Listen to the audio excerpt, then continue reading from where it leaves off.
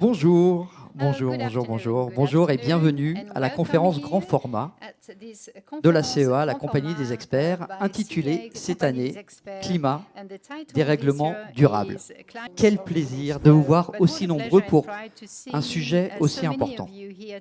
Merci à vous, Thank you, membres experts, you expert members, représentants des sociétés d'expertise, uh, assureurs, expertise risque managers representatives, insurance, et risk institutionnels managers, de and l'assurance de insurance nous faire institutions. l'honneur Thank you d'être for présents honoring us aujourd'hui. with your presence. Mais vous n'êtes pas seul, But you're not the only one car cette here, année, because this year la CEA a the le CEA plaisir has de the présider honor la of Fédération presiding européenne over des the associations European nationales Federation of d'expertise, National Expert autrement Associations, appelée, Yves, which is la called FUEDI. the FUEDI. La FUEDI The fête FUEDI ses 50 ans is cette celebrating année its 50th anniversary et avec this Christophe year, Fournial, and with Christophe l'actuel Fournial, président, its current mais également president, trésorier de la but also CEA, treasurer of nous avons the souhaité CEA, convier nos we confrères wanted européens to invite our à European participer colleagues à notre to take conférence. part in our conference. Ils sont 30, There are 30 of them. représentent 12 nations They represent et ils 12 ont fait le nationalities, voyage and jusqu'ici pour notre they, conférence. decided to travel here Alors s'il vous to, plaît, they made the journey to this, accueillons-les conference. So comme il se let's, doit. welcome them as we should.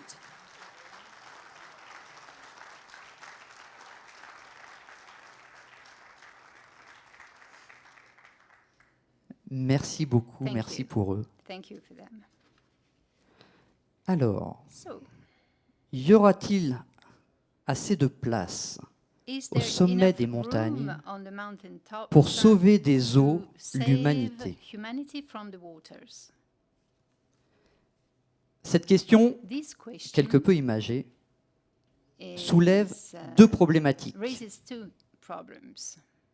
L'urgence climatique The climate et la emergency réponse à y apporter. and the relevance of our response. Depuis des années, For nous years, travaillons we've been sur les working conséquences du dérèglement on the climatique. consequence of the climate disruption Couvrir les sinistres, to cover la prévention, la claims, résilience. prevention and resilience. C'est primordial, This is essential. voire vital. It is even vital. Il faut And continuer we must nos efforts continue and car make progress, l'intensification des phénomènes because climatiques the est déjà en marche. intensification of the climate events is already in progress. J'entends tout en anglais en retour. I'm hearing Bizarre. the English translation, which is weird. Mais est-ce vraiment suffisant Is it sufficient face à l'emballement climatique qui given s'annonce? this climate, Nous devons warming? nous attaquer We à la have cause du to problème, tackle the source of the le problem, réchauffement climatique lui-même the climate warming itself, et son origine, and its l'émission source, excessive de the gaz à effet de excessive serre dans emission l'atmosphère. of greenhouse gases in the atmosphere. En sommes-nous capables? Are we able to do that? Avons-nous un rôle à jouer dans ce Do we have combat? a role to play in this fight? La compagnie des experts The estime company des que experts nous avons believes les atouts that nécessaires. we have the necessary assets Nous avons to do so. la capacité, We have the l'ambition capacity, the ambition à nous mobiliser to pour mobilize, adapter nos manières de to faire adapt our à way, des nouveaux risques. our know-how to new Souvenez-vous, risks. If you en remember, 2018, in nous parlions des 2018, événements de très grande we were ampleur talking climatique of avec la conférence IRMA. large-scale climate En disasters 2019, with the IRMA le risque de la conference in médiatisation des 2019, sinistres. the media En 2020, pressure of disasters, le Covid, and in la crise 2020, sanitaire. the COVID Et l'année crisis, dernière, la menace and cyber. last year, the Nous avons cyber également risk. la conscience We et l'expertise du are risque also climatique. aware, and we have the expertise in Assureurs, climate risk. experts, Insurers, nous savons les experts, impacts we de la are déviance du perfectly climat aware au of the travers des impacts of sinistres, climate catastrophes naturelles toujours deviance plus conséquents through que nous the réglons. ever-increasing natural disaster that Nous we avons manage également on a daily basis. la force We et le also have the savoir strength collectif de and nos the instances collective européennes knowledge of our professionnelles. European professional bodies. Chez nous, les experts, On the c'est la expert FUEDI, side, 12 FUEDI nations, is plus de made of 5000 12 experts nations, qui travaillent over ensemble, 5,000 qui experts mobilisent working leurs together efforts. and pooling their efforts. Et nous avons surtout, et il faut en prendre conscience, And on top of that, l'exposition and et le positionnement nécessaire. we have the right Je m'explique. positioning and exposure. Let me explain myself. L'indemnisation d'assurance est au cœur de la problématique environnementale. All those claims, the climate Nous estimons claims. que chaque We, année, believe that each year, l'indemnisation d'assurance compensates in terms of finance insurance la construction, la reconstruction more de plus de 6 millions de mètres carrés. Le secteur du bâtiment, c'est l'un des 4 acteurs majeurs en termes d'émissions de gaz à effet de serre. Il porte 20% de la charge. Dès lors, nous estimons que notre seule activité française pèse plus de 5 millions de tonnes de CO2 par an. Imaginez à l'échelle européenne, à l'échelle mondiale.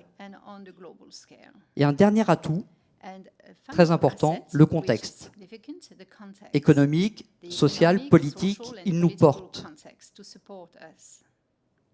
Les engagements sociétaux des entreprises n'ont jamais été aussi forts. La maturité environnementale des consommateurs avance, progresse. Aujourd'hui, 70% des consommateurs privilégient des produits durables. La loi climat, qui a été décrétée l'année dernière au mois d'août, le 22 août, est révisée, et le secteur du bâtiment, qui a entamé sa mutation vers la neutralité carbone pour 2050. Alors oui, nous avons la capacité d'agir, et si nous avons la capacité d'agir, nous avons le devoir de le faire. Nous devons devenir les maîtres d'œuvre de l'indemnisation durable, de la reconstruction durable, pour contribuer à la décarbonation de la société attendue massive d'ici 2030. Nous sommes à la croisée des chemins. Nos décisions d'aujourd'hui peuvent assurer un avenir durable. Alors cette très belle phrase, du coup, elle n'est pas de moi. C'est le président du GIEC qui l'a indiqué dans son rapport du mois dernier. Alors, pour trouver les voies du succès, nous avons pris contact avec les meilleurs experts français et européens du climat, de la gestion de risque, de l'indemnisation, de la reconstruction. Ils ont tous accepté notre invitation et je les en remercie 1000 fois. Sonia Chabour, en sa qualité de journaliste, a elle accepté de préparer et d'animer cet événement. Et je suis sûr que nous sommes tous impatients de connaître la suite de notre histoire. Donc je vais passer immédiatement la parole à Sonia.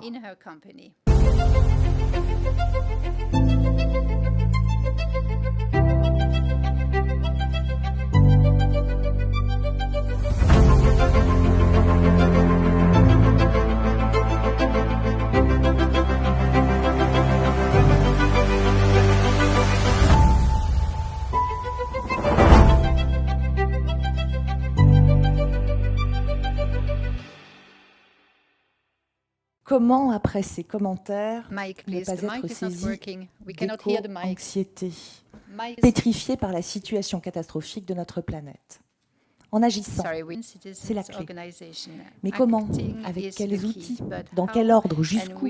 C'est toute la problématique qui est posée aujourd'hui au monde de l'assurance.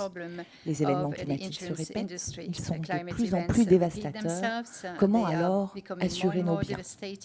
Et ces bâtiments détruits, comment les reconstruire? Olivier en parlait à l'instant. Les reconstruire à l'identique? C'est aujourd'hui la règle qui s'applique dans nos contrats d'assurance, du moins en France. Mais cette règle ne serait-elle pas devenue complètement obsolète? Vouloir refaire ce qui ne tiendra pas à la prochaine tempête ou qui produira par des matériaux et des techniques employées encore et encore des gaz à effet de serre. C'est un peu comme Sisyphe et sa pierre. On a tous les deux des idées autour de la montagne, Olivier, aujourd'hui. Alors pensez à Sisyphe, ce pauvre Sisyphe met tous ses efforts à hisser au sommet de la montagne sa pierre, mais une fois arrivé en haut, inexorablement la pierre redévale la pente. Sisyphe, condamné au supplice, n'a d'autre option que de recommencer éternellement le même exercice vain, inutile. Mais nous ne sommes pas condamnés aux enfers par les dieux de la mythologie grecque. Nous devons simplement prendre nos responsabilités et redresser la barre avant qu'il ne soit vraiment trop tard. C'est justement l'objet de notre conférence. Poser les bonnes questions, saisir les enjeux et définir les actions pour envisager l'avenir de façon plus sereine. Mettre le collectif également au cœur des réflexions. Bonjour à toutes et à tous, bienvenue à cette conférence organisée par la CEA et la Fuedi et retransmise en direct dans 12 pays européens. Vos questions et vos remarques sont attendues, des micros circuleront dans la salle. Pour ceux qui nous suivent en direct sur Zoom, vous pouvez poser vos questions en français ou en anglais, par écrit évidemment. Nous avons, pour démarrer cette conférence, l'honneur et le plaisir de recevoir un chercheur très engagé dans la diffusion de l'information scientifique. Il a accepté de venir nous éclairer sur les conséquences du réchauffement climatique en Europe. Mesdames et messieurs, je vous demande de faire le meilleur accueil à François-Marie Bréon.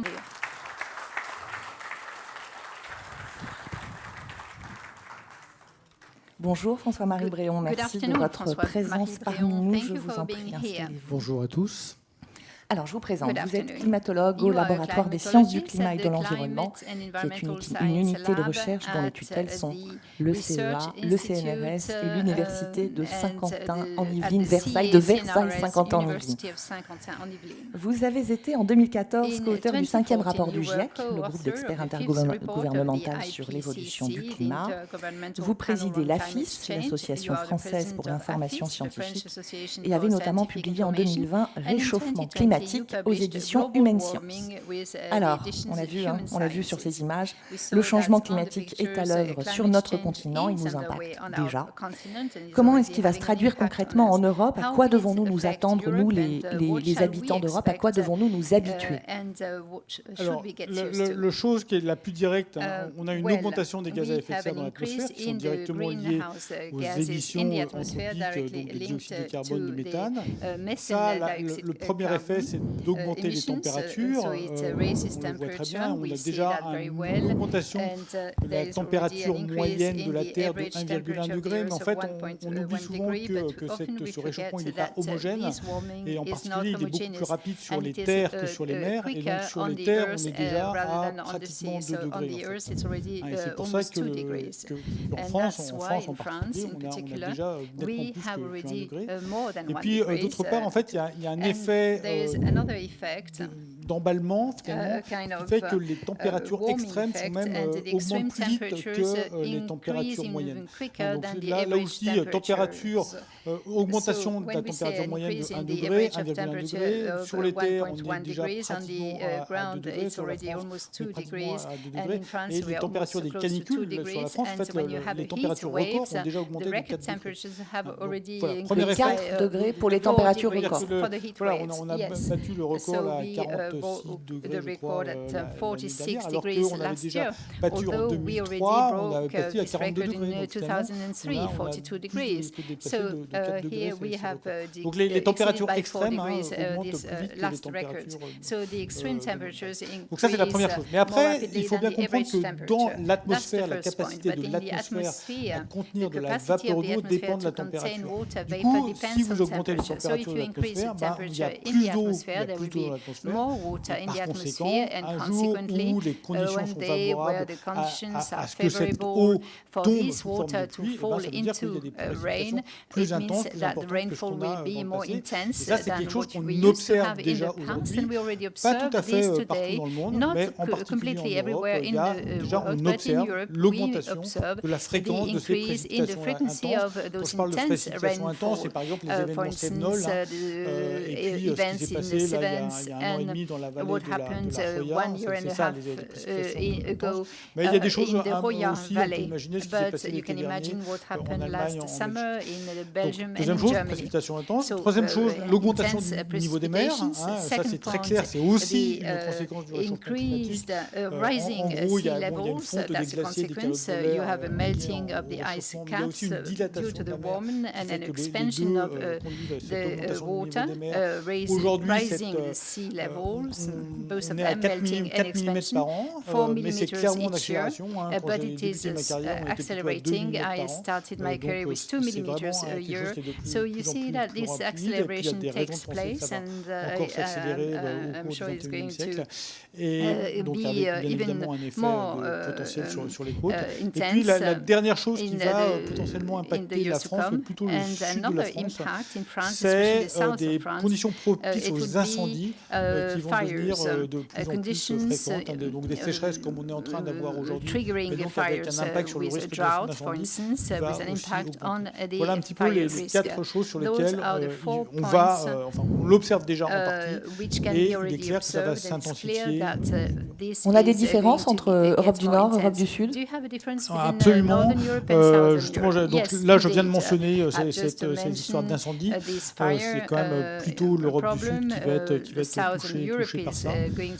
Ensuite, pour ce qui est des précipitations moyennes qui ont un impact sur l'agriculture, là, on s'attend plutôt à avoir plus de précipitations en Europe du Nord et plutôt moins de précipitations en moyenne en Europe du Sud.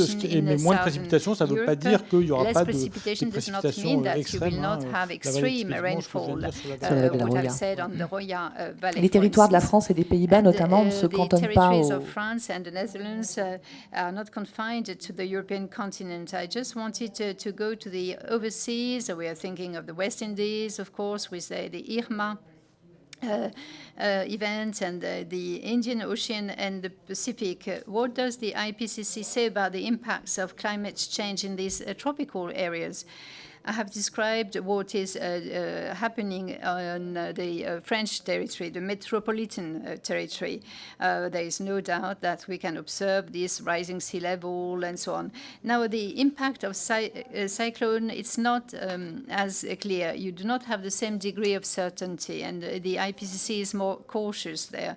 Up until now, it seems that there is an increase in the frequency of the more intense cyclones.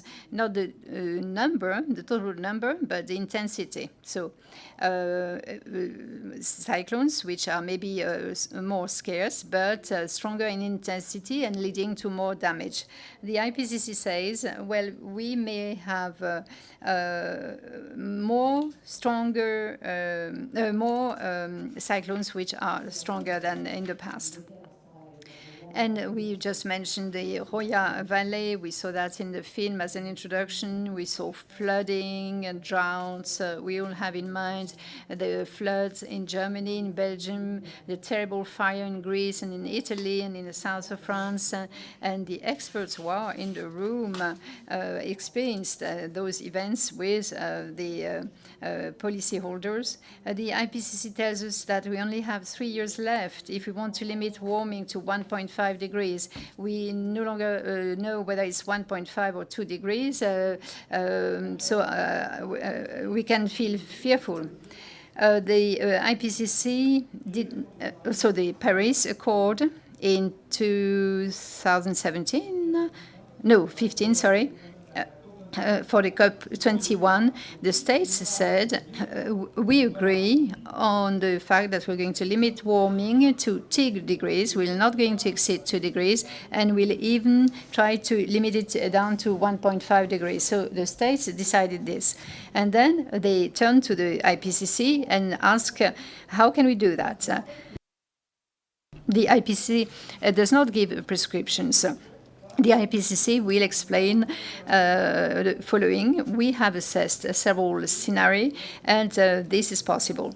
Of course, since the global warming is created and generated by the increase in the GHG in the atmosphere, the first thing to do is to limit this emission in the atmosphere. The greenhouse gases emitted by human beings is carbon dioxide and then methane, 2 gases. So we have to play on those 2 gases. And CO2, usually we need to reduce it in the long term, and it's more efficient to reduce methane if we have a short-term view for the next 10 years, for instance, beef and the leakage, for instance, in the extraction processes. So the IPCC says we have to reduce that. And if we look at what we are doing, there are three types of solution. We can play on sobriety, we'll consume less,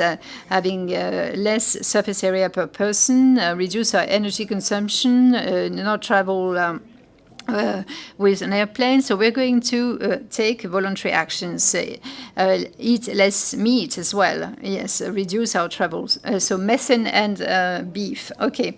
Second point, people will say, no, I don't want to change my standard of living, but we may imagine that technology is going to help us to consume less energy and emit less greenhouse gases through technology. So insulate our buildings better, 19 degrees inside with less energy, with better insulated building, or buildings which benefit better from the sun rays if the orientation is the right one. But you may also imagine having more efficient motors. So technology. And the third possible solution is still consuming energy, but instead of having fossil fuel, coal, gas, and petrol, we're going to move on to electricity, provided, of course, that electricity be produced with low carbon energy and with renewable energy or nuclear power in order to have this clean electricity. The last thing, because I mentioned what can be done at a sort of individual level, but IPCC also says that we could opt for changing the climate on a voluntary basis. Number one is to try and carbon absorption, i.e. from the atmosphere, planting forests or having agricultural practices that will be less carbon consuming. Or things that are more scientific, I don't know, particle in the atmosphere to reflect the sun radiation. And, well, it's 10 years ago, I said, no, don't do that. And now I feel that what we should do, we just don't do. So we're going to have to, well, do something else. Okay. On construction building and reconstruction of those buildings devastated by climate hazards, what are the leverage of actions? Okay. You should see that buildings are a source of GHG, greenhouse gas emission, and it is the part of construction that we sometimes forget. That's when it is very important. Cement in the building is a source of a greenhouse gas emission, i.e. carbon emission, so that we must think in terms of construction materials, using less impacting material, therefore. Little cement, little concrete. Yes, you can store carbon with wood, indeed. It's not the ideal situation, but I know that there are construction systems that are more green or greener than others in terms of carbon. And we must see to well-isolated buildings. And with the present standards, this is a problem that is about to be solved. New buildings are standard compliant, they're really isolated, and not energy is needed, not much energy, I should say, but be standard compliant. So when you do reconstruction, do it aiming at the best standards. It's more complex for old buildings. Well, the problem of new buildings has not been solved totally, but we really go along the good lines. Now the difficulty is that the type of houses that we have or dwellings should be renovated at a pace which is not the one we are following. There's a problem of cost. There's a problem of skills from the workers. We don't have enough people who know exactly, who don't have the know-how. And I wanted to say something else that I forgot. And the regulatory aspect also important. Sometimes we just cannot do isolation the way we would like to do. We just have no right. And where do we put our priorities? Where do we put our priorities first? Isolating GHG emission very, very low, there's a compromise. While preparing, you explained collective buildings, collective housing. And you said that's not the right solution everywhere, but should we rethink habitat or housing or dwellings? Clearly enough, a collective building is more energy efficient than an individual building, just because you have less walls outside. So building an apartment, for instance, is something you can heat up from the lower floor and upper floors, right and left. Well, it's not maybe what people want, a collective dwelling. People like to have their own individual house. It's good. I myself in a house, my individual house, so I know what I'm talking about. It's a bit selfish, but it's not sustainable. Not sustainable. And if we really were serious on the targets, climate change, reaching some limits, by 2050 we should be carbon neutral, carbon neutrality, well, we should ban individual buildings or individual houses. We should. Okay. Low carbon consumption, you mentioned, less energy. We should think about having solar cells, water collectors. Well, I don't know, collecting water in some regions. No, it's not everywhere, but indeed. In some buildings we have devices for renewable energies, indeed. Personally, I'm not a fan of photovoltaic system. I'm not. Because power is not stocked properly, doesn't store at all. So having your own personal production of power, no, requires batteries, it requires, well, at the end of the day, the carbon balance is not that good. As when having solar cell for your hot water, you're just having hot water, this is quite effective and efficient for two reasons against the photovoltaic. One, energy efficient, and the quality of energy you get back with a solar panel or thermal panel is much better. And number two, hot water is something you can store properly. If you want to take a shower at 7 p.m., you can do it because the water has been kept warm during the day. So, as I told you, power is not something you store easily. So yes, we have levers. And if in building an energy-efficient building, there are levers to be applied. At the very beginning, you said that more and more we're going to have intense episodes of maybe disasters. Water, sea level up. Look at this region west of France, Arcachon. What does it tell? One of the impact of climate change is a higher sea level. So when you live in Paris or in the Paris region, this is not much of an impact, not of your problem. But along the coastlines, along the shores, this is, and especially some of the coastline will be impacted. So this is on the Arcachon north of Bordeaux, which could be at risk in case of a higher sea level of 10 centimeter. I don't have the right figure. Could I insist on the fact the problem, no, this one, a higher sea level, the problem is that, do you believe that the water slowly progresses up and then one day it goes beyond its limit? No, that's not the way it happens. What happens is that there are weather events, major tempest or storm, a temporary increase in the sea level, but that adds up to the average level. And the frequency of the probability, the likelihood of these events that go beyond the threshold, beyond which things get dangerous. This is the problem. It's not just one day you have a big storm, no. And then things are fine or back to fine, no.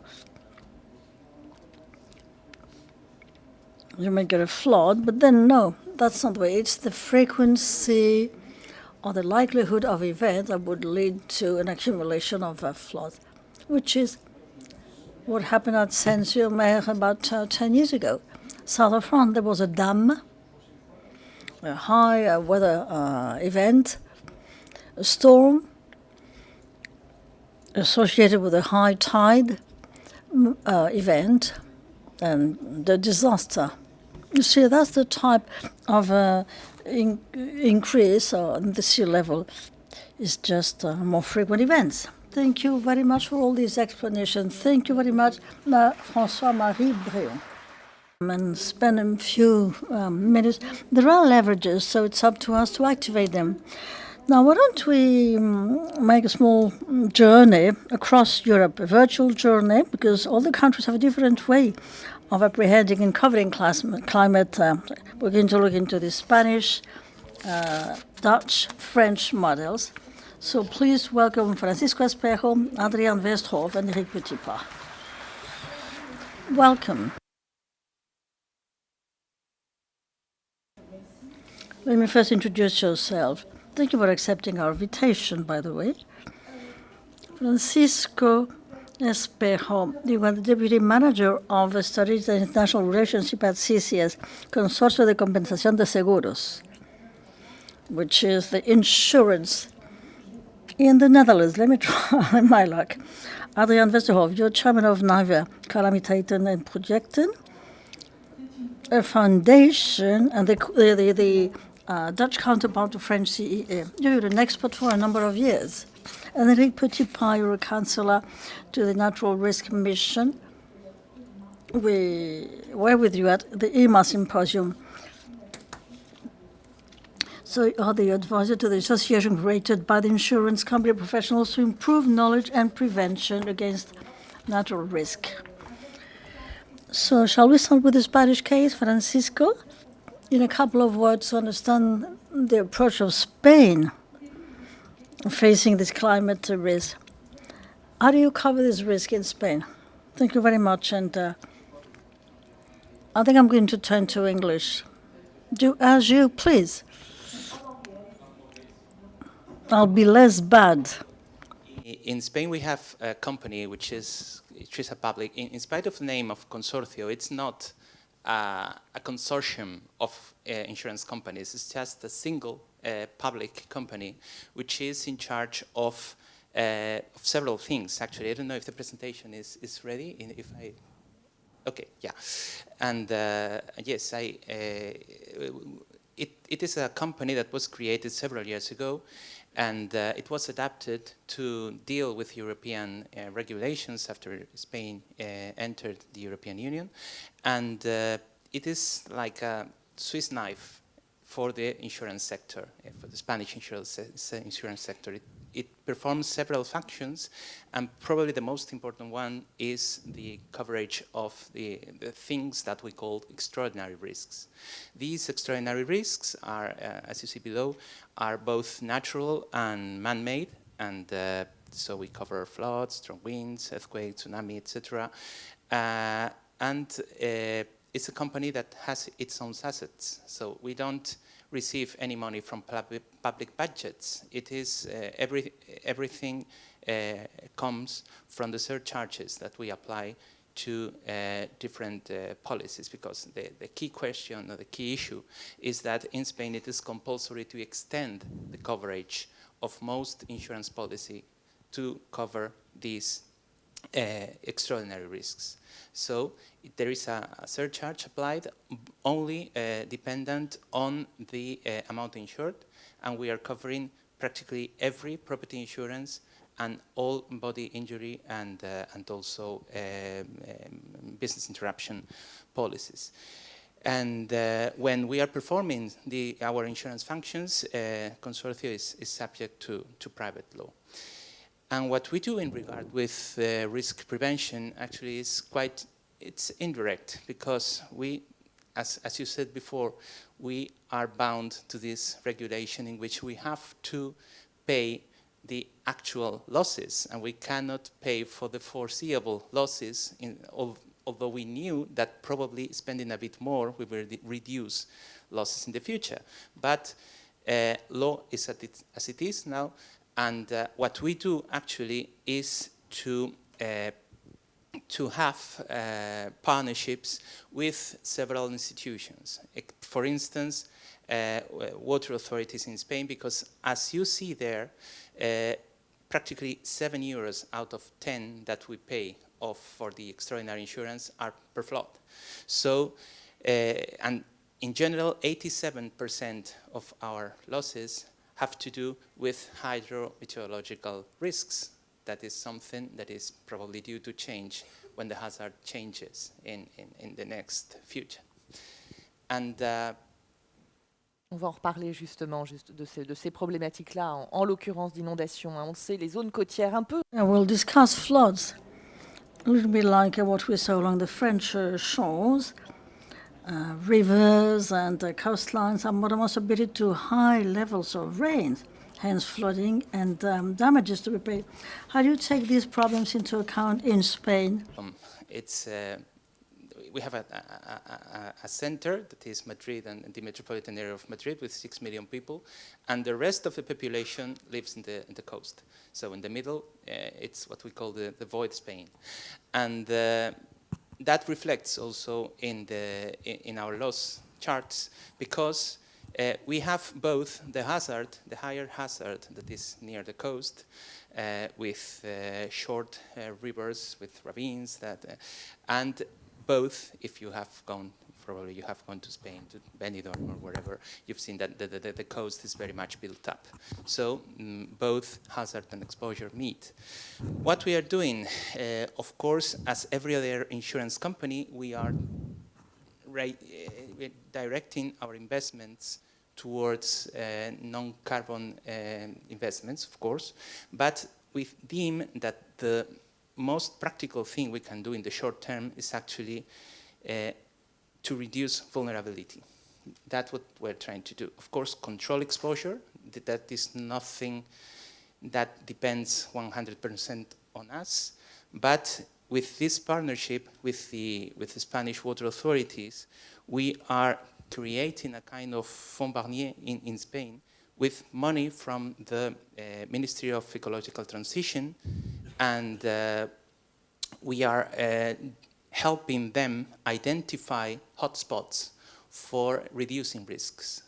And there are several projects, especially in southeast Spain. You can see there how the regions of Murcia and Alicante are very hazardous in a way. And there are actually 23 million euros in grants to help private and public properties reduce risk. And of course, also from insurance loss data, they are directing not only grants to properties, to individual properties, but addressing the identified areas for high flood risk, and they are investing especially now, and this is another thing that we have been witnessing, green solutions are every time more frequent, and they are becoming mainstream. So maybe 10 years ago, this solution was something funny or experimental, but now actually what they are doing is retiring levees, giving more space to the rivers so that they can flood in areas where actually there is no properties to be harmed, and in this way they are reducing losses in a way. So partnership is the key to try to achieve the goal of reducing risk in Spain. C'est une politique, en fait, Is this a risk prevention policy? 33 million euros since 2020 that you've invested in that Murcia and Alicante region. Same for the rivers, you said. See? So you try to do risk prevention, but risks are there. Is there a work on regulation, new standards in Spain on construction, especially to try and control Is that all public policies have to be aligned. And I think that there's a lot of room for improvement in this line. I mean, there's different ministries and different government and regions departments have a big of room of improvement to be aligned in the common goal. You were mentioning before about building codes and all that. So I do think that we have still a long way to go in order to be all aligned in that, because from the insurance perspective we have this difficulty to implement building back better, and also from the others departments, I think that there's still a lot of way to go in order to achieve that goal. Vous n'êtes pas les seuls. Well, you're not the only one. Thank you very much. Nous allons à présent remonter vers le nord. Thank you very much, Francisco. We're going now to move on to the Netherlands with Adrien Westerhof. You are the chairman of NIVRE, the equivalent of the French CEA. What about the settlement of climate damage, especially the large-scale problems? We drew a map with the key figures. I will switch to English. Okay, I'll switch to English. Figures. You see what the Dutch market is. It's 6.5 billion. I mean, you can read yourself, but this is the market at all. We are 1,700 adjusters, which is important, and it is a separate organization. NIVRE is part of Fuedi, and I'm part of a expert. Yes. And I am from the company or the foundation who is dealing with catastrophes. So it's just like a sister foundation. But this is the 1,700 experts and also 400 associated experts. The fields of expertise, that's everything. So from property, agriculture, marine, it's all there. And this is how it functions. At the back is the president of the NIVRE, Klaas Brandt. You might know him, and next to him is Pim Polak. You all know him probably, and Henk Grootkerk. He's your director from Fuedi. And don't forget Mark Vos, who is here for ages. Then you have an idea. Then back to the catastrophes we have done. We started in 1992. And there was an earthquake, a small earthquake. And then you see also, I put down the revenues for adjusters in millions of euro for the market. This is not what we publish in the Netherlands. I mean, we don't do it. But this is paid by the government. And you see we are improving all the way up till the earthquake in the north, in Groningen. One of the experts is Ferry Kassir. He's always here, also here.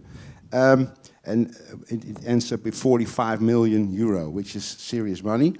It's very good for the adjusting society, our colleagues. And well, you see hurricanes in the Dutch Caribbean. You see a firework disaster.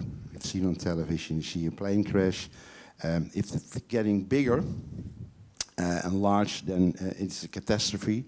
The Minister of Internal Affairs says this is a catastrophe, and then all sort of European laws go. We don't know anything like catastrophe naturelle, but we sort of copied the system from France, and we do it our own way, as we always do with all the other things as well. So there is a European law, and the way we do it is it's the Dutch way to handle it. Anyway, you as French are paying for all this, don't forget. So I continue. There was the question if what we do with sustainability and reinvestments. Ouais. Est-ce que vous vous en occupez, vous, de la durabilité, de la sustainability? Do you deal with sustainability in the standards, and especially in the reconstruction the standards after the climatic episode? I said it here. Governance law requires sustainability of rebuilding the damage. So like 5 or 10 years ago, we could do anything we liked in the country, I mean, within limits. But now it's required sustainability. It's being checked by local authorities, otherwise you don't get a permission to rebuild. We, as adjusters, as experts, are looking and checking if all that is done. Because it's new, it's like the rules from Brussels. It must be teamwork with all those parties. Government, insurance industry, adjusters at NIVRE, as we are, and the local authorities. And to get there, you get a permit to rebuild. And it's the principle of cradle to cradle, and all the material should be under approval of the authorities. This is a major change in the building industry since, let's say, 5 years. It's before that anything could happen, but since then this is the system. If you don't do what they ask you to do, you can't rebuild. It's over.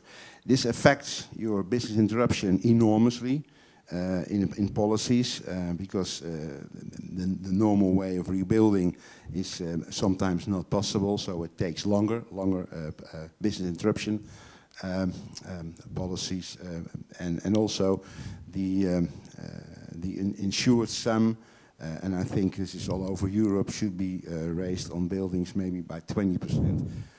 What we should all do is ask a very good appraisal company for Europe, and they should give some figures. I know one.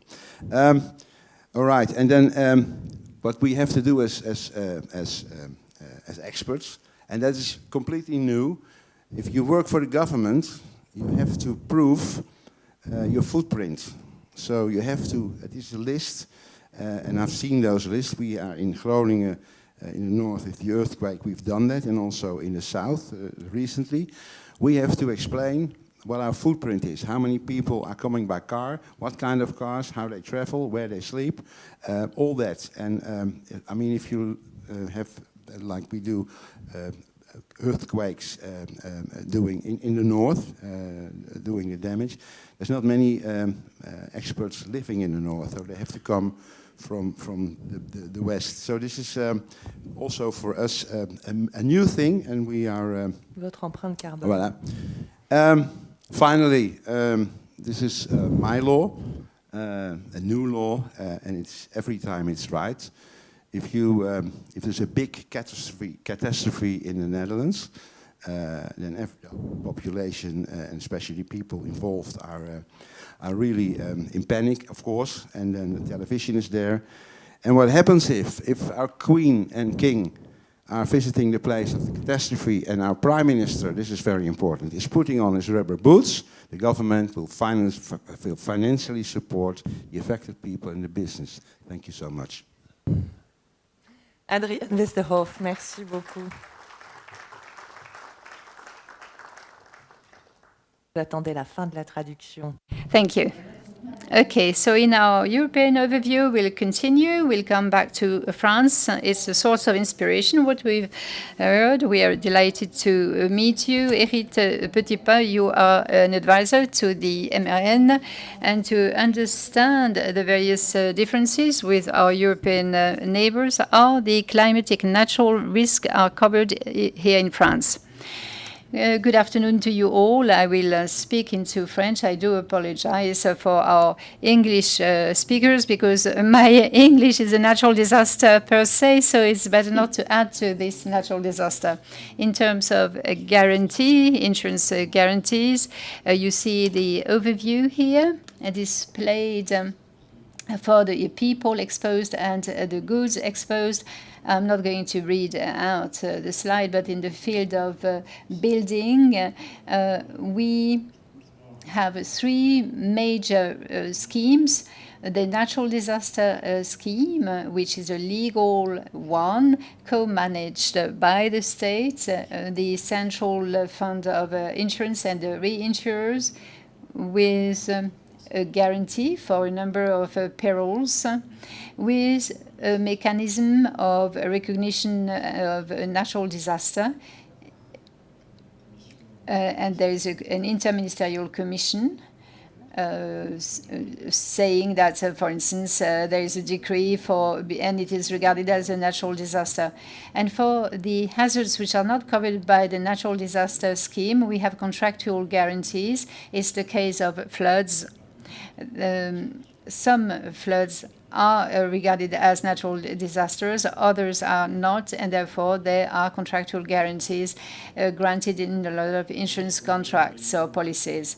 For other type of hazards, we have guarantees regarding storms and the impact of storms, the hail, and the weight of snow on buildings. And we also have natural hazards like the forest fires and lightning. It's purely natural. For the forest fire, it's not as natural, and the fire guarantees, of course, have resilience solutions. Maybe for our European friends listening to us, the origin of CatNat, the CatNat is an acronym for natural catastrophe or disasters. It's funded by all policyholders. Everyone contributes, and so it's mutualized, okay? Sometimes money is missing. We'll see that with our insurer friends. So you were saying that France has a system of coverage of natural damages, which is a robust one, but we see that those climate hazards are increasing in numbers and in intensity. Our climatologists explained that to us. How do we adapt to those climatic conditions which are becoming more severe in France? I'm just taking the survey of France Assureur, a first survey carried out for the COP21 in 2015 and updated for the COP26 at the end of 2021. You see the distribution of the hazards, natural disasters, droughts, floods, and storms on the left-hand side. Over the last 30 years, from 1990 to 2020. And on the right-hand side, you see the projection of those natural disasters by 2015. And the variability will depend on the hazards, of course, but the variability is up to 3 times for droughts, for instance, 1.5 times for floods, for storms, sorry, not floods, and then the floods, which are impacted as well, especially the coastal submersion. We talk regularly about it. The climatic factors are involved, 40% purely climate factors, and then the variability of climate. The fact that the economy is getting richer and richer, plus 43%. And there's another percentage which changed a lot, the distribution factor, plus 5%, because we tend to, well, we try not to go where risks are getting higher. We'll try to do that. So you see the graphic progression, and this scheme comes from France Assureur, this graph. In the years in 84, 90, it was 1.2 billion each year, and now it's 3.8 billion. Okay, so if you had any doubts, well, you see already the developments, and we make projections, and you see for the future how it looks like. And our country, you heard the Spanish example focusing on prevention, and the Dutch example very much focused on low carbon at all levels. And what about France? What do we do? On this graph, I'm going to talk about the left-hand side of this table. We have a problem, according to me. We are maybe not the only ones, but our adaptation policy is for all types of hazards. So we have as many adaptation policies as we have hazards encountered. The time has come to have we have let me take one example. We have a regulatory system in terms of season, and the only compliance we have we have to make sure that buildings are able to resist earthquakes. Okay, that was for the earthquake. For flooding, the system is not completed. We have maps of flooding for the territory with the natural floods, and a portion of those maps are covered by prevention plan to prevent the risks from the risks, but with minimum regulatory prescriptions. And we see that we have 55% of the flood claims outside of any type of mapping, and for which we have no prevention tools of the flood risk, in spite of 4 successive reports of the General Council of Sustainable Environment recommending to have standards and design, special design for the building, but we are still waiting for the results. And in terms of drought, we also have a policy which started with prevention plans, like for flooding, but not going to the end of the approach, and it was probably replaced by the Elan law today, with prescriptions in terms of compulsory ground studies or surveys. But it is, no, unfortunately, it's not compulsory at the time you build the building, and there are decrees defining the standards of building. This system has just been put into place. Unfortunately, there is no monitoring tool. We build 150,000 individual houses each year, and often it is in a clay ground, and we do not know how many surveys are being done to examine, to investigate the ground, and so on and so forth. Let me move on to the right-hand side, which is the action column. We have various actions contemplated. We want to preserve this mutualization of risks. France Assureur will talk about the insurance of this aspect. The European taxonomy promotes the ESG criteria, and this ESG criteria incorporates resilience. Therefore, it is important that more and more companies have to comply with it. And for the green finance, I'm not as reassured. We should not find any financing to finance buildings in floodable areas, but unfortunately, it is still possible to build in floodable areas. We are working at creating the observatory. We are working at developing tools of information, and CERCAF, doing the qualification, is also working on that. So tools are being put into place in order to develop this green finance on the topic. There is an initiative of the first social housing operator. They have a policy in progress, and beyond the preservation of the assets and the valuation, they house 1 million people in those social housings. So we have the DPR, which is a provision. There is we have some standards. We have some, and we have some standards, and we can resort to existing rules, even if they are not standards, but we can do better in terms of resilience. And I would like to thank the French Federation of the CEA and the CFEC for the contribution of those works. It improves the resilience. And we also have some tools which we have some buildings which are resilient. We have a trophy of resilient buildings. It's a contest we organize with the agency Quality of Building and Construction 21, and the agencies of France Assureuse, the French Federation of Building, and the ministry and our partner. So there is a beginning of an awareness, in other words, on this topic. So a few things are being done. There is some determination, but there are some holes in the racket.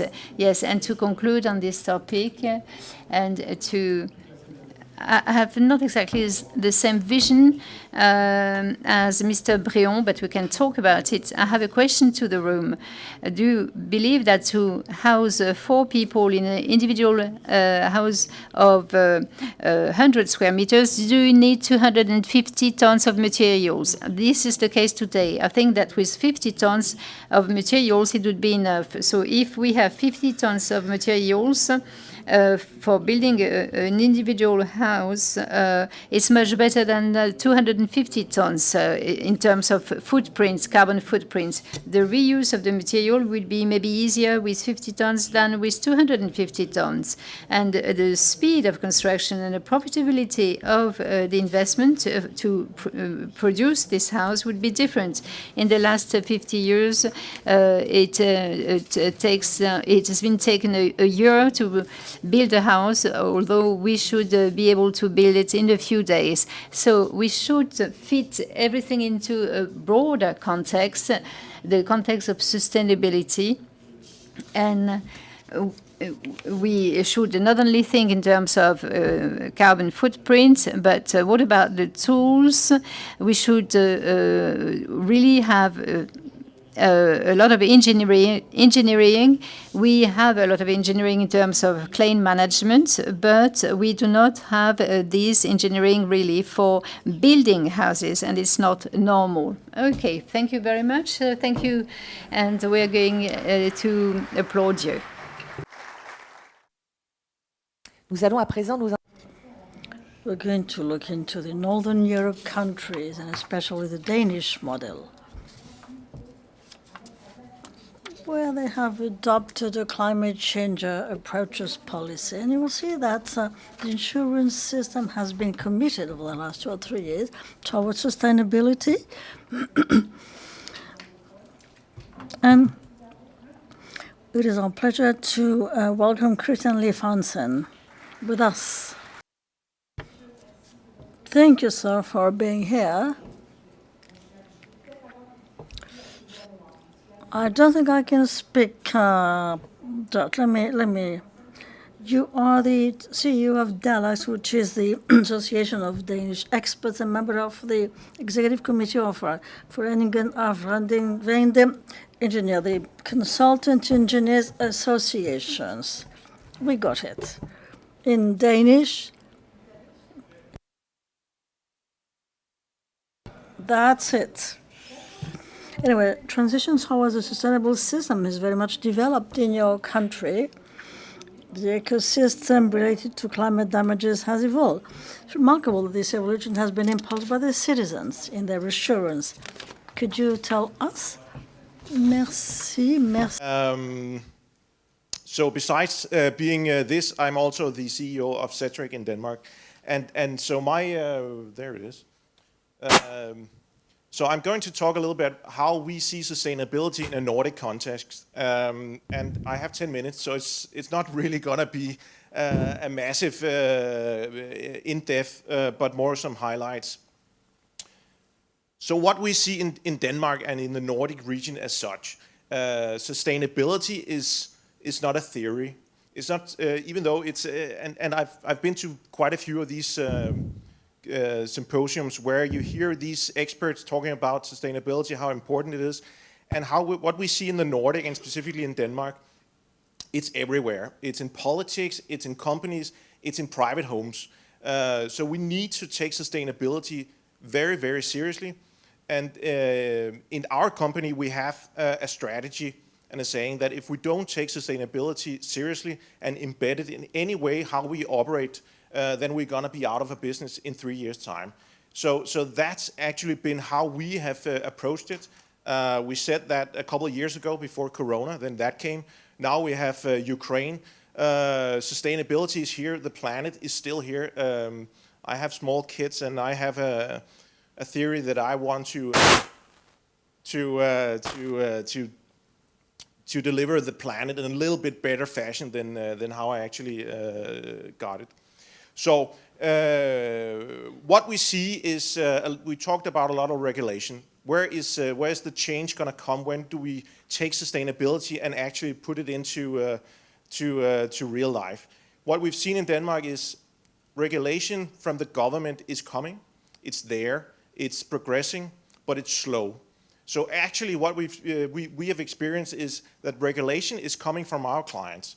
We as a service provider is seeing that insurance companies are actually pushing much, much harder on regulation. Just last week we had a meeting with Tryg Insurance, which is the largest insurance company now in the Nordics. They have a target that they will not work with any company that don't have a strategy on how to implement sustainability into their company. That's going to affect next year. If Insurance, which is the second largest now, has completely the same. So unless you're ahead of the curve as a service provider, you're gonna be irrelevant in the near future. So I'm just saying. So with that, and it's always interesting, so why do I say this? Where is all those, why are the insurance companies pushing so hard for us as a service provider to them and everybody else to move fast? So this slide is, every year the Danish Association of Insurance Companies make a big survey. They ask the policyholders of a lot of stuff. And one of the key factors that they also talk about is sustainability.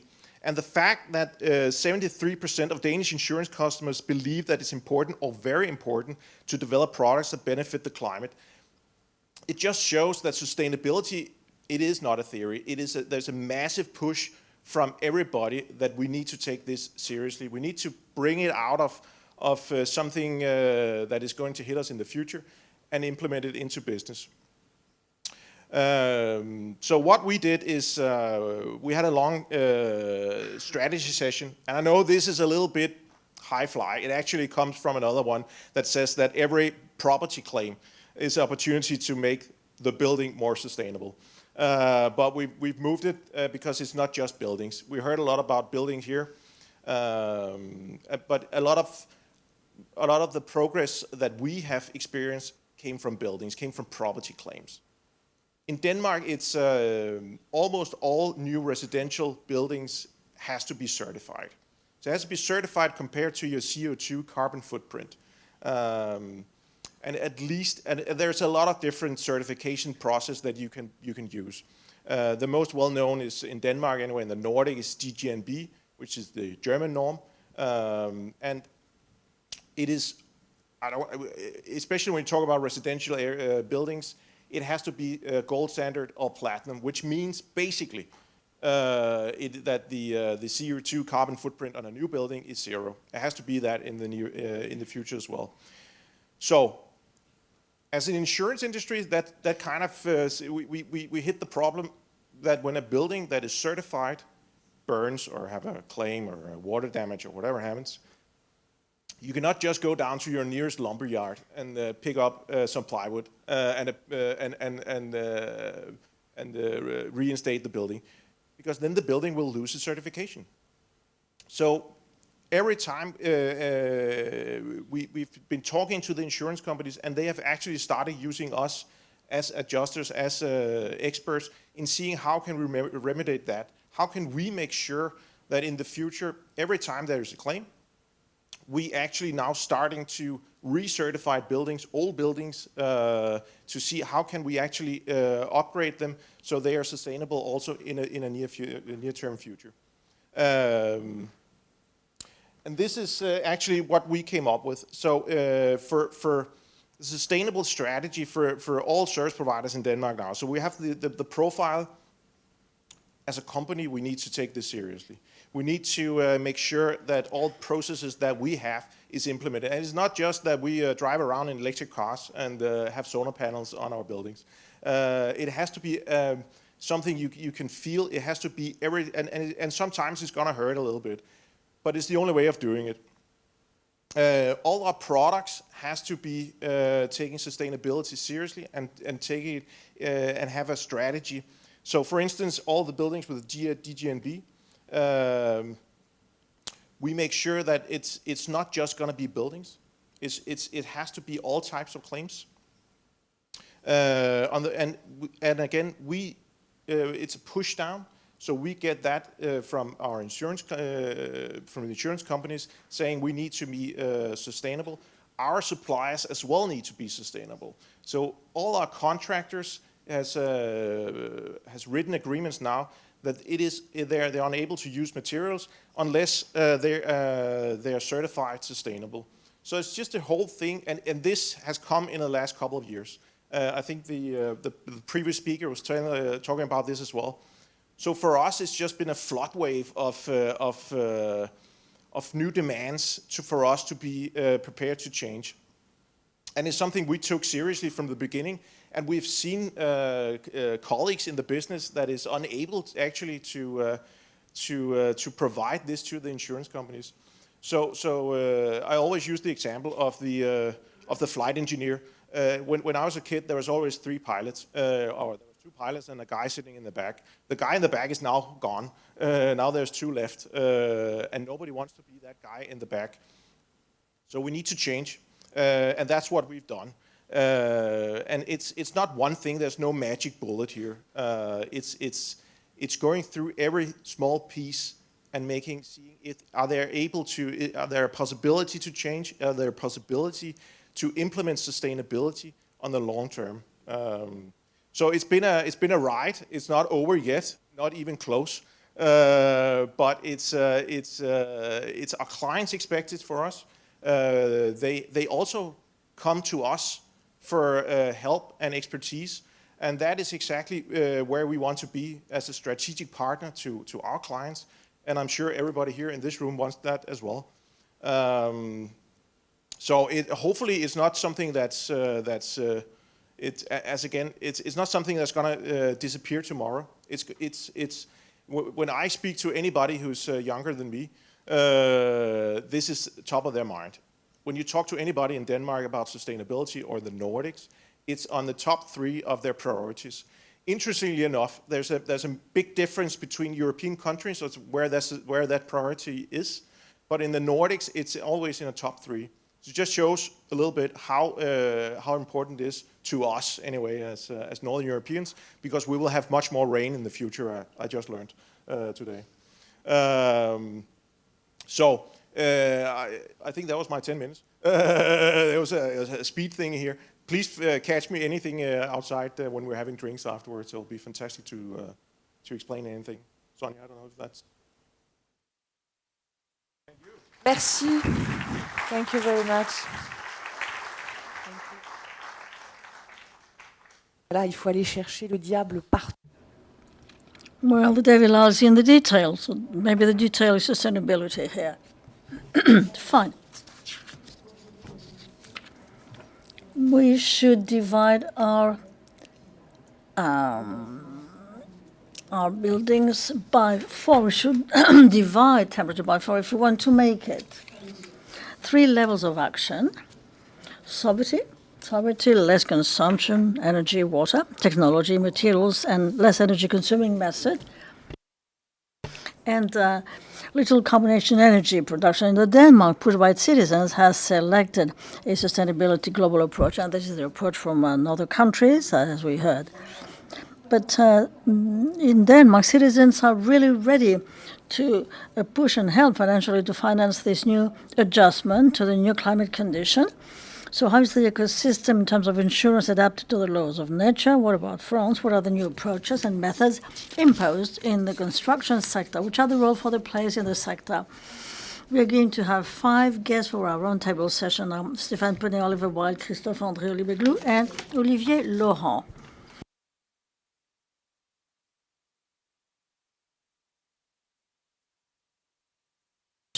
Maybe the answers will have been given before. Stéphane Penet, you're Deputy General Manager of France Assurance.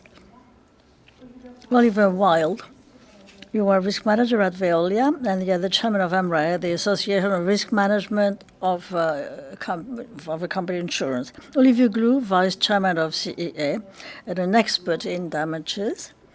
Christophe André, you are the CEA expert, specializing in climate engineering, and Olivier Laurent, an architect to my right, technical manager of Battier 5. Hello to the 5 of you. Thank you for accepting the invitation. Please bring in concise, short questions. We have 40 minutes, the 5 of you. Thank you for trusting Olivier Laurent. Architects have to comply with the standards in France and rule of the art. On standards, things have evolved in France. Olivier, you mentioned in your introductory statement. Regulation on construction, does it take environmental impact now into account? Yes. Since the Paris Accord, which enabled to set the objectives aiming at reducing and maintaining the climatic disruption at a reasonable level for the second half of the 21st century, the main action is carbon neutrality by 2050. This carbon neutrality is regarded as a balance on the national territory between the anthropic emissions by the sources and the anthropic absorption by the oceans, forests, and usually the vegetables or the plants operating with photosynthesis. France, of course, established a law. So the first law was the Energy Transition Law for green growth in 2015. Then you have the Elan Law in November 2018, setting the first rules of the RE 2020. Then the Energy Climate Law,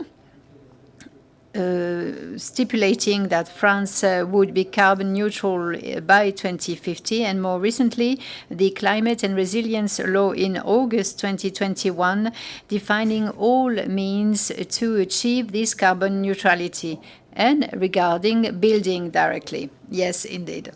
The principle of this regulation, of this environmental regulation, and not any longer just a thermal regulation, is, of course, to keep on improving the energy performance of buildings. It's to guarantee the freshness in the buildings and to limit the lack of comfort for users in the case of a heat wave, because we know that there will be more and more heat waves. And therefore, acting within the housing, it should be cool inside the house in case of a heat wave, and it will have a consequence on the reconstruction. What does it mean to build neutral, low carbon for an architect like you are? What does it mean? What does it change in your daily life and in the life of the entrepreneurs and the craftsmen people? To build low carbon means that you limit the use of a material, the production of which resorted to fossil or non-renewable energy, like cement, for instance. It means to reduce or drastically reduce or get rid of the non-renewable energy portion in the non-consumption. Up until now, we had a consumption in a ton equivalent petrol, and now we'll have a percentage of renewable and non-renewable consumption, energy consumption. So the percentage of renewable energy will increase gradually. And there's something new as well, which is very important, is the analysis of the life cycle of the building in terms of carbon impact over 50 years, 50. So from the birth of the materials to build a building right up to the end of life of a building 50 years later. Yes, this analysis of the life cycle is the quantification of the carbon weight materialized in kilos or in tons. The greenhouse gas emissions in 5 contributions.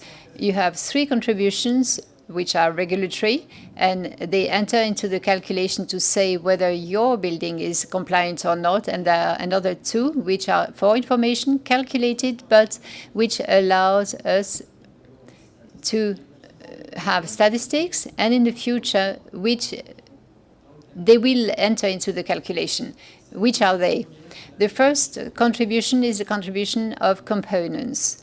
We are going to calculate in an environmental survey for the building permit. If you want to get the building permit, like the Danes, you have to find the information everywhere. The extraction of raw materials, then the manufacture of materials and the products, and the transportation of the products right up to the building site. You have not started to build. Then you have the contribution of the building site, the weight of carbon, of energy, water, and waste of the building site, and their treatments throughout the building process. So the quicker the building process will be, the less carbon impact will have. Then you have the contribution, which is the energy contribution over 50 years, to say what your building is going to consume in terms of energy and with what is going to be released in the atmosphere. You have the concept of renovation and revamping, because you put into place materials or products which are going to last maybe 10 years, like paintings or carpets. And if you change 5 times over 50 years, you'll have to calculate the weight of 5 times the revamping of your housing. And you finish with the destruction and the recycling. After 50 years, we consider that the building has to be revamped completely or refurbished, and it is integrated in the calculation. Okay, so that's a new regulation. But for which type of buildings? These rules are applicable.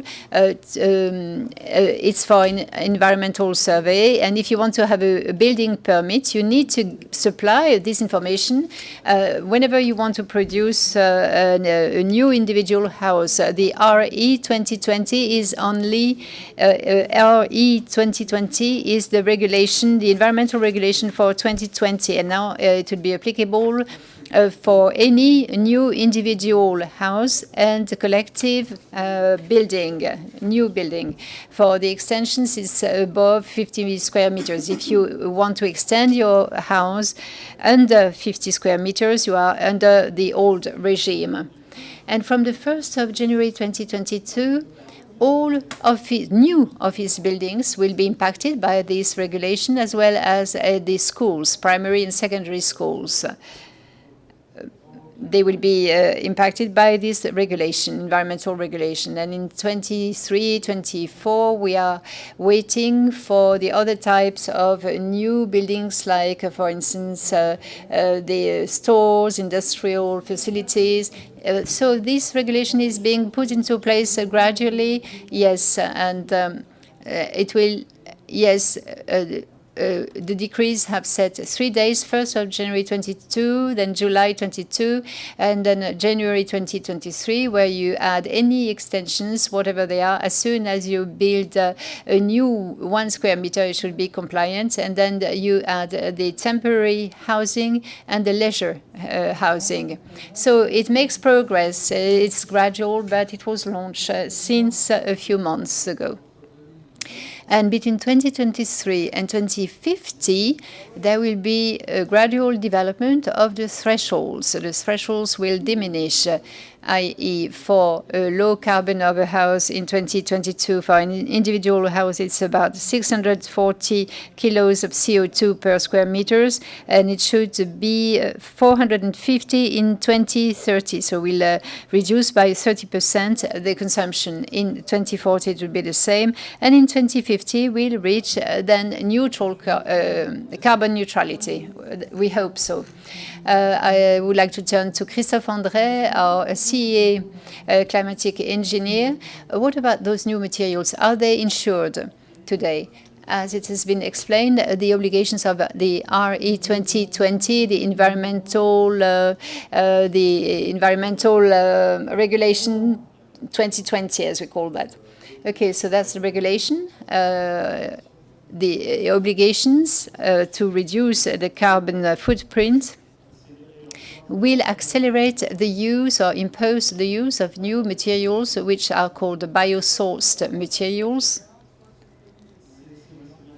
And those materials today are regarded in the building industry as non-current techniques, i.e. they are processes not governed by the professional rules with no technical opinions or tactical opinions, but with observations made by the Commission of Prevention of Products. However, in the building insurance contracts or policies, they are established based on risk of construction with the use of common practice techniques. There is an opposition between both.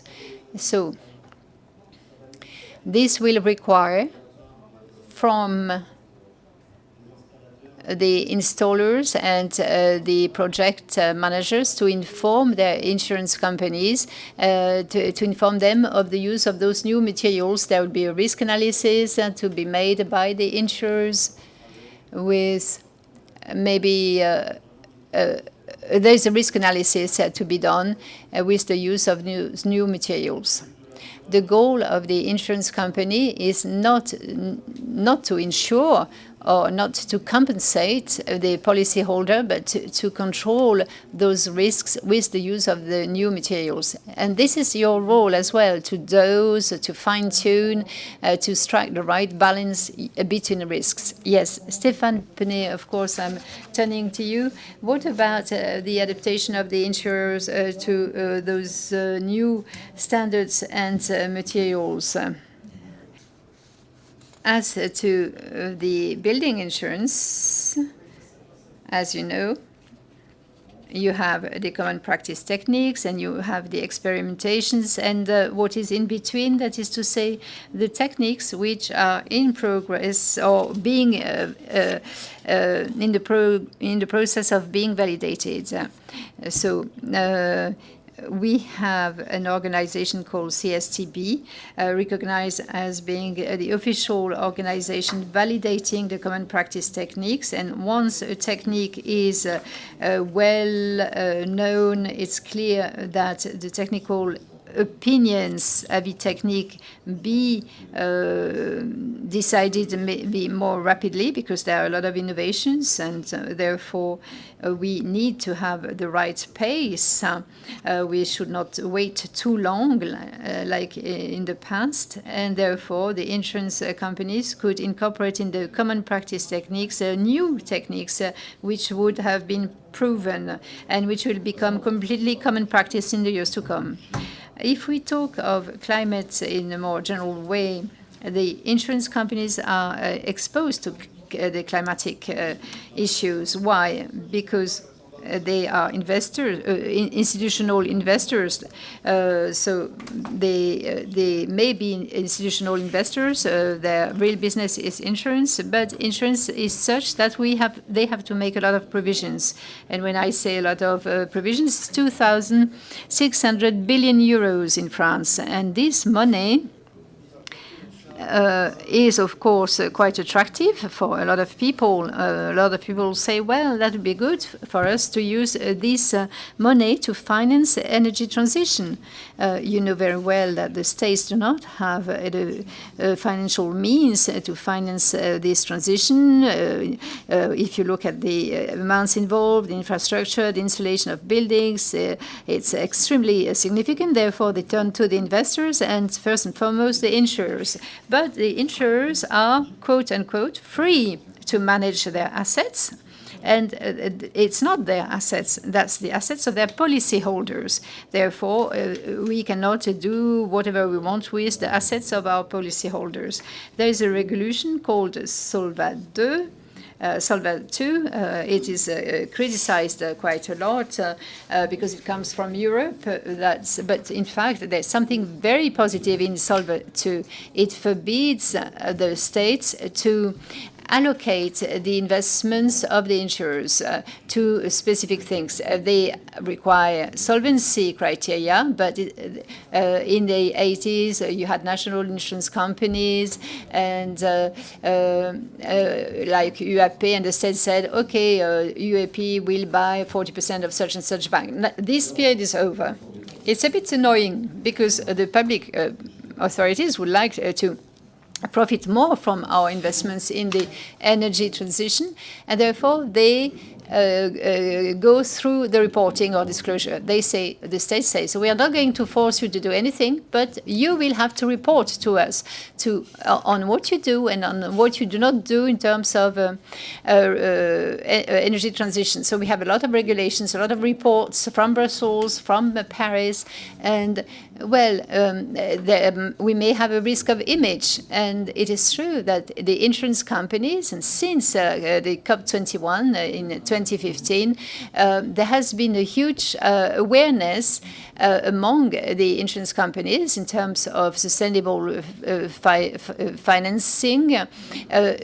So the insurance companies realized that, of course, they need to have the sustainable finance. First, because of the image risk. If they don't do anything, there are NGOs, they pay attention to that. The friends of the earth, they are not really the friends of the insurers. And they examine very closely what the insurance companies, and they then criticize them if one insurer has invested in a coal mine and so on and so forth. So that's the first reason. The second reason is customers are demanding as well. They want this. We have a lot of life insurance, and more life insurance policyholders want to have a sustainable policy. They want to know where the money goes, and they do not want to pollute the planet. And there's a third reason for the insurance companies to do that. Their left part of the brain has established a link with the right-hand side of the brain. Up until now, the asset managers were completely isolated from the insurers. They were working in silos, and all of a sudden, if I invest in palm oil, people will be sick. But I cover the health of people, so I should maybe be more careful about the investments. And the insurance company said, if I keep financing coal and fossil energy, am I not creating the claims of tomorrow in terms of natural disasters? And then I will have to pay them. So there are three natural reasons why there is a real trend towards sustainable funding through or by the insurance companies. And we hope that we won't have too much regulation because we have to put a lot of energy to be compliant with the European regulation and the French regulation. So I hope that we will have not to spend too much time in with these regulations. Olivier Glou. The regulation, if you look at our new buildings and buildings to be renovated, the RE 2020 is not applicable to the existing buildings and the renovation work. And that's a problem, because in case of a damage, when we renovate, do we reconstruct to the standards, to the existing standards, or according to the sustainable standards? Of course, I would have liked to say, yes, we reconstruct according to the sustainable standard, but the situation is not as simple. When we intervene as an insurance company, it's because there is a policy between a policyholder and the insurer, and we have to comply with the policy. The first thing to do is to read this insurance policy and to comply with it. And of course, the insurance companies want to have reconstruction to the same standards, to the existing standards. For the new building, it will be sustainable. But the problem that the existing buildings, the millions of square meters, which may be damaged, and that's a problem, of course. In the insurance policies, there are specific guarantees of compliance, but those compliance guarantees may be capped often, and they mainly regard the energy of buildings. No, not necessarily on the energy, but the compliance. Usually it's a regulatory compliance, and as it's just been said, the RE 2020 is applicable to new buildings, but not to the existing and renovated buildings. Maybe the environmental regulation will evolve, but those compliances are not adapted to the RE 2020. They are adapted to the the RE 2012, where you have this energy compliance. That's interesting, of course, but not for the environmental regulation. Okay, so the policyholders want to have green provisions in their policy, insurance policy, those green guarantees. What can you do with them? We can ask this question to Stéphane Penet. A green guarantee, what is it? Well, we start encountering these green provisions, we experts, but they are rather seldom in the policies. It's optional often, so it's not necessarily underwritten with caps, with limitations. And for those I had the opportunity to encounter, in my case, the policyholder had to pay half of the sum, and the insurance company had to pay the other half. So it's not easy to implement this green guarantee. If you have equivalent techniques, if the new materials are better than the others, how do you proceed? De travailler là-dessus. It is our job to work on this. Reconstruction to the identical. But at the moment, there is no difference in cost, sustainable material or identical material. Us, on CEA, we must train our experts. Training is important for us. We've been working on this for the last 20 years, and if you look at RE 2020, which has only applied, yes, exactly, enforced early this year. But anyway, for CEA, we have to train experts in the various expert networks, which is the case so that we can really look onto this resources, geosourced material and the regulation that goes with it. It's important. This is what I wanted to say. And this information is important for us. And we're expecting changes in the insurance contract to help us constructing sustainably, but we have to be trained. Everyone is, making a step forward. Olivier Laurent, is it more costly to reconstruct or renovate low carbon? Financially, identical volume construction? Well,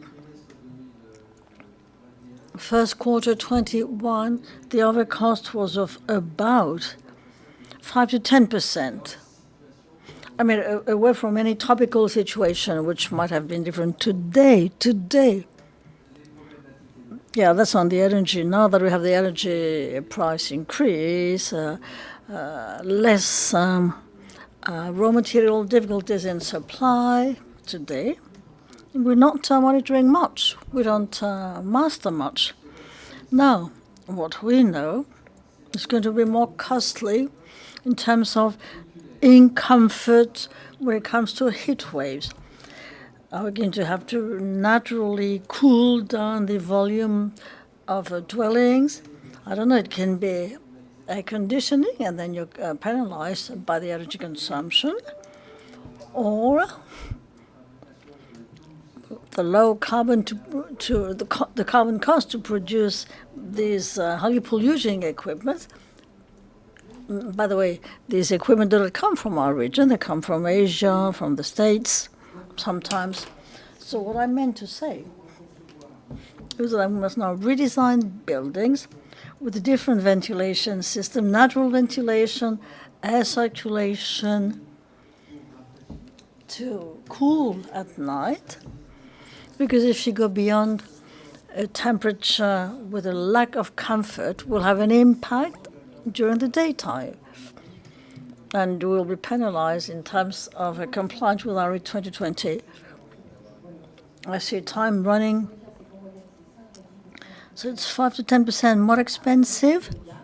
Same economic type of situation, yes, which is no longer today, which is no longer the case today. Olivier White, you are risk manager at Veolia and chairman of AMRE, which is the Association of Risk Management and Company Assurance. In terms of risk managers, this rule of reconstruction to the identical, is it obsolete? Obsolete, you're being very polite. No, I feel like being, yes, no, we should redefine identical. Identical in usefulness, performance, and view of the current situation plus future situation. We can model the environment in which we're going to have to live, to have business continuity, and requalify this service, meaning adjusting our models in the companies against sustainable development, against resilience, but not reproduce the same stupidities as we did before. I was very much surprised in New Orleans. After Katrina, they said we had to reconstruct identical the dwellings that would crumble again. Yes, they did re-crumble after the next. Katrina was very high, and we had other events later. And that were disturbed, and the houses crumbled again. So an adjustment such as a higher floor was not convincing. I don't think the right and the left brain have communicated properly.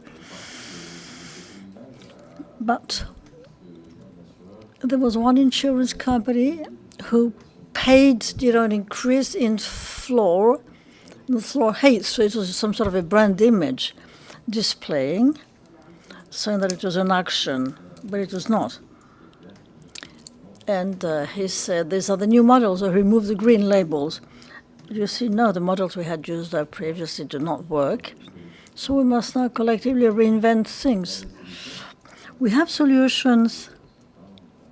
We heard this morning, we heard solutions for the future in the media a lot. There are solutions available.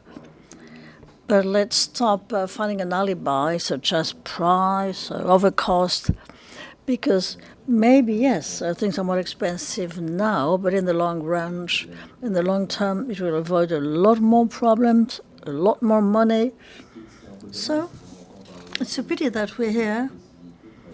A lot of things, working with engineers, we're experts to design the future, but if you design something new, if you construct something that's been destroyed but reconstruct it, if you have no damage, of course, nothing is to be changed. So what do we do? What do we do? Insurance product must be changed, must be adjusted to this energy transition. The green guarantee as such, you said, well, you should have something different, I guess. We must be low carbon. I don't know. There's a model to sell things, but I don't know whether things should be optional. And insurance, you see, in the ecosystem is useful, but prior to the insurance, you have risk management, which include understanding of the risk, level of exposure, how I can be protected, how I can train people in case of a disaster or to avoid disasters, that I have training to minimize the impact of a damage. You know the topics, and you see the difference between prevention and not. You see how effective prevention is. After Katrina, I remember a study saying investing $1, I avoid $5 damage the day another event. And I guess the ratio is even more important today. Yes, there are new insurance models. There are new parameters satisfying different needs. We see partnerships being set up where we alarm on the geography impacted or on a climate event, or even so requests from locations saying, wait, we have a hurricane, this or that category, so I'm going to generate costs to protect my city and have all the people evacuated. And and the hurricane is not there. So can you invest that money? You avoided the disaster. You avoided the impact. So what do? You see, you really have to go into a new behavior, a new partnership with the insurance company to make it beneficial and sustainable. I have the feeling that you're repeating things that was said at the time of Irma, when we had constructed a new insurance product new insurance products, with better environmental quality, other practices. Am I right? I'm always interested to hear what insurance companies have to say. But as soon as my insurance policy increases, I shout.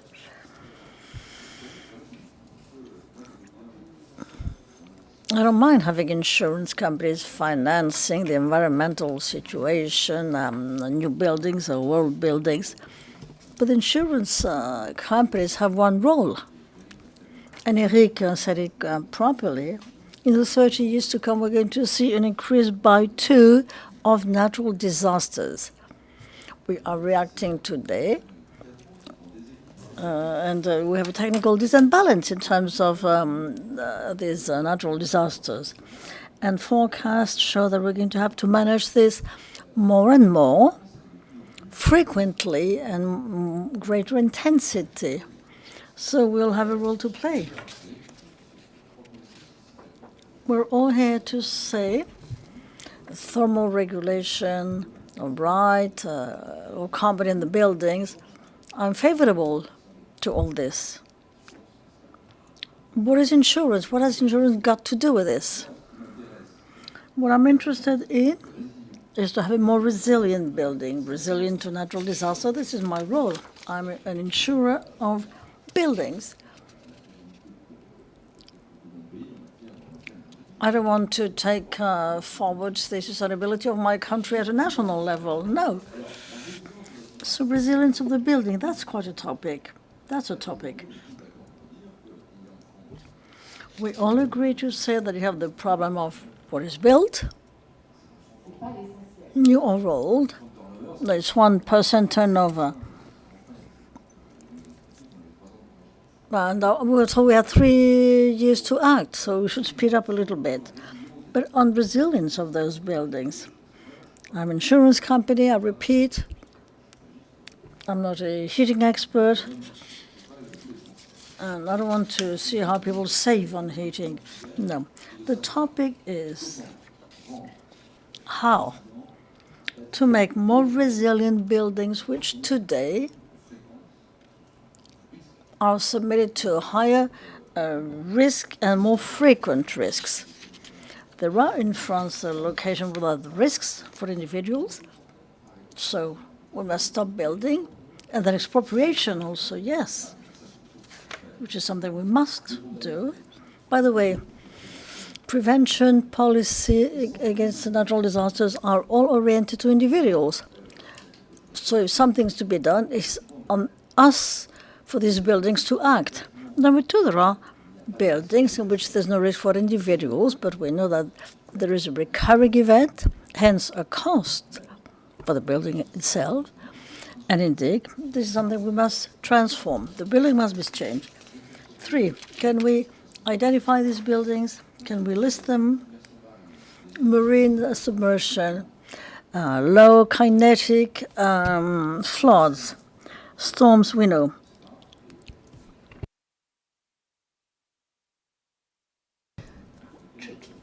Trickling, we don't know. So on hail, we know nothing at all on hail. And hail is the great unknown, yes, in our studies. And for me, insurance company, no, we pay a lot on these claims on hail. How to make all this resilient? Can you make the building resilient? Yes or no? Yes, on floods, on drought. I'm not talking new buildings, but those already there, already available. We have a lot to document. We don't know much. We know you have smart draining system to cut down on risk, but a lot remains to be done.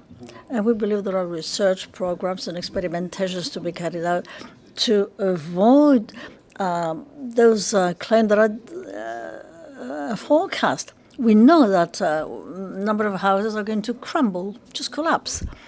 So maybe we would like to go more into prevention. And number 3, who pays? Who will pay? It's in the air to say, well, the insurance companies have to pay in the case of claim, so you must build better than before.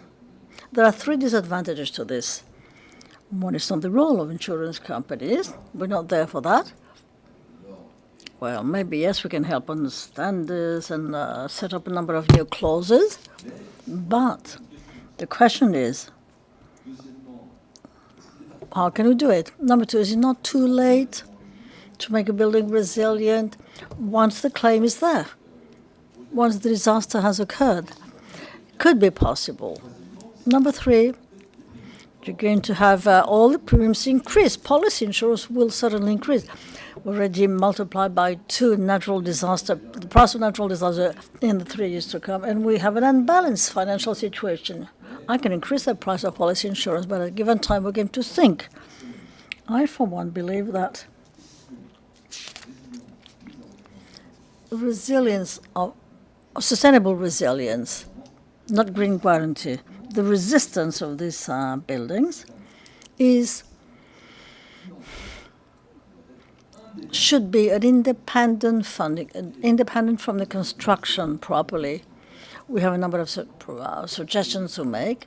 One, individuals, i.e. the owner, have an interest in improving the building. When you buy a house, you know that if in case of marine subversion, it will lose its value. So the owner knows why he has to invest, so we can help him by a zero interest rate loans, or by fiscal incentive, whatnot. Number two, there's a fund called Fonds Barnier, which is an interesting instrument to come and make resilient buildings and pay for the overcost, not during reconstruction, but maybe before the disaster arrives. So 200 million euro per year resources, this Fonds Barnier. But we're going to have to find new resources. I have an idea on this. The business line, the construction business line.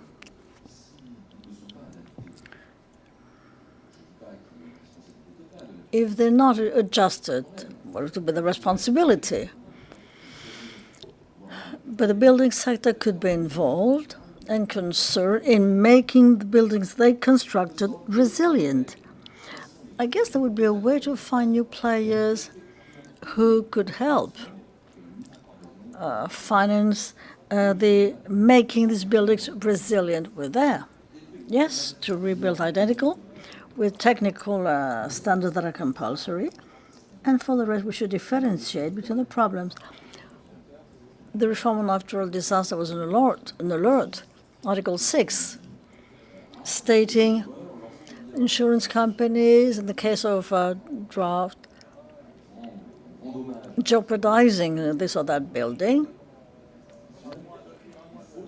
you must rebuild that building to make sure that it will not be submitted to the same disaster, same claim. And that's a door open on what I told you I wanted to avoid. It's a point of discussion, and you have to be very careful in terms of insurance, because it might challenge the principle of insurance, and it's going to be so costly for the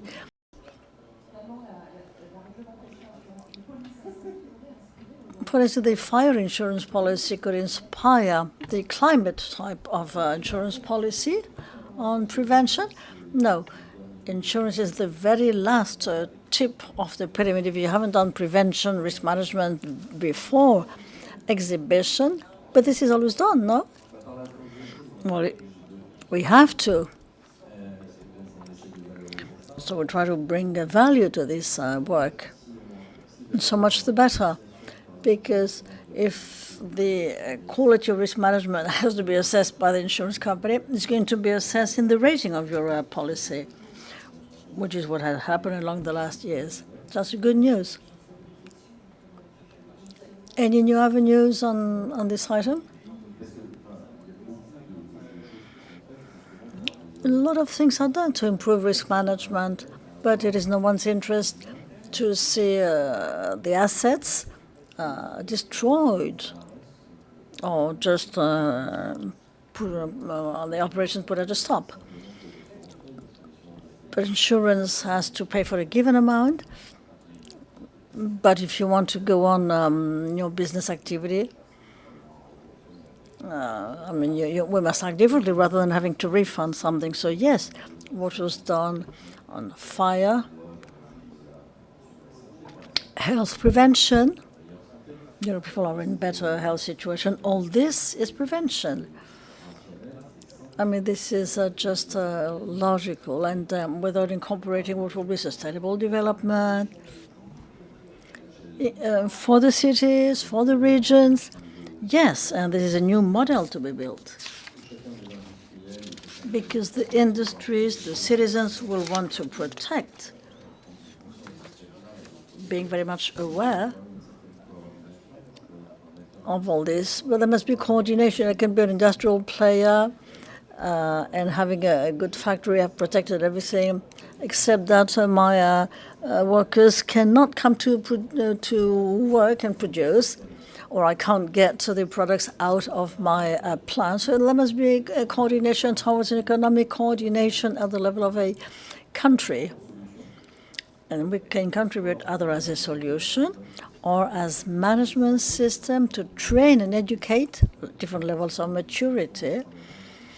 Risk management is not a position, even if it is developed in some regions and community, and the private sector has to learn and setting up partnerships in terms of prevention, risk management, crisis. Let's call it today. Thank you very much for your explanations.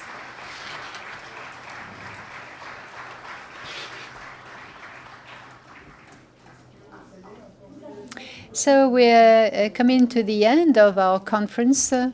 Grand format, climate, sustainable settlements. Thank you very much for your attention here in Paris and everywhere in Europe. Thank you to our guest for being concise. Thanks to the technicians headed by Erwan Cavadet. Thanks to the CEA for and happy birthday, 50 years of life. You can celebrate that around a cocktail party. Have a very nice evening. Thank you.